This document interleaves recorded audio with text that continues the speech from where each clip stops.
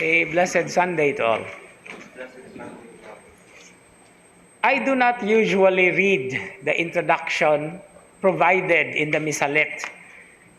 I really did not read it anyway, but I'm going to read it now because I already had an introductory remark at the start in today's Mass. But only for once, no? Kay basig ino niya tang nanuhid lang ta sa atong pamalandong. But then this is a very significant thing because our gospel reading today, and I opted the longer form. And the longer form is made up of 2 sections. Okay? And this is my argumentation all the time. Di jud ko magpataka og sulti nga the gospel reading is about divorce. No? This is what we call a prepositional consideration. Nung kita kay di man ta mga native English speakers, no? Basta makabalo lang ta mo gamit og preposition, okay na nato. No? Muna nga kadaghanan, may ngunit nga, what is the gospel today? It's about divorce. But do you know what the preposition about means? It is something like of a support. What is the proper expression? Our gospel reading today is about marriage and against divorce. Because that is actually not being taught. No? The church has a very complicated system in trying to practically explain or make clear about the issue. So, the first part of our gospel reading today is about marriage and against divorce. Hinaut-unta ato na kanunay nga masilsil sa atong alimpatakan. And then the second part is actually like an appendix, but that is really the next verse if we try to take a look into the context of today's gospel reading.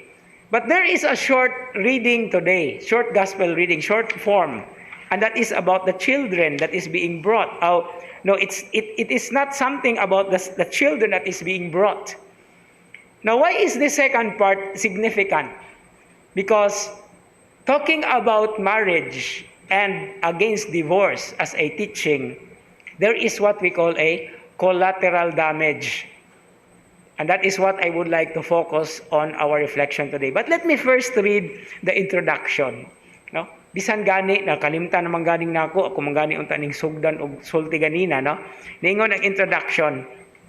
The institution of marriage has always been under attack.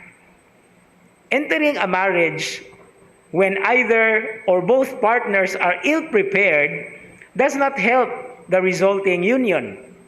The pressures of modern living further weaken it. Many no longer consider marriage as a lifetime commitment. And so the introduction ends with a prayer by citing, questioned about divorce, Jesus points to the beginning of creation, that is what we have read in the gospel reading today, and declares what God has joined together, no human being must separate. And then the intention of the Mass. May the Eucharist unite married couples more intimately with Christ, that they may witness to God's faithful love for His church. And here I would like to put the interesting and important appendix, because it is not just only about the married couples, the husband and wife, but also the children who are actually collateral damages, if not the direct victims whenever certain things happen in the marriage. And so this is where we see the beauty of this appendix, because children are given as blessings of that particular union. And once that union is severed or destroyed, okay, what will happen to the children? And I think this is one of the serious considerations that society is also, by the way, experiencing.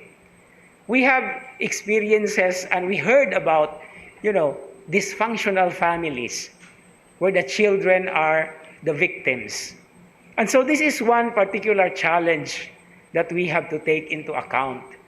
Whether couples, whether husbands or wives, or as children, kay kita mga anak man gyud tatanan. This will never be denied, no? It is always true that we are children. But it is in the same way that God sees us as blessings to the world.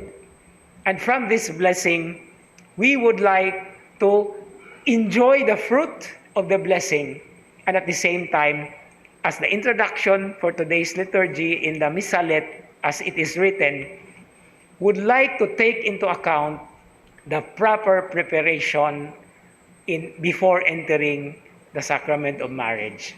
Kay nga naman, bisan gani ang mga kaayo pa nga pagkaandam, napamanggani gyud gihapoy mahitabo. Because every now and then, all of us, whether from the family context or from the individual context as children, we are always tested. But then, this testing is for us, according to the scriptural perspective, to make us strong every now and then.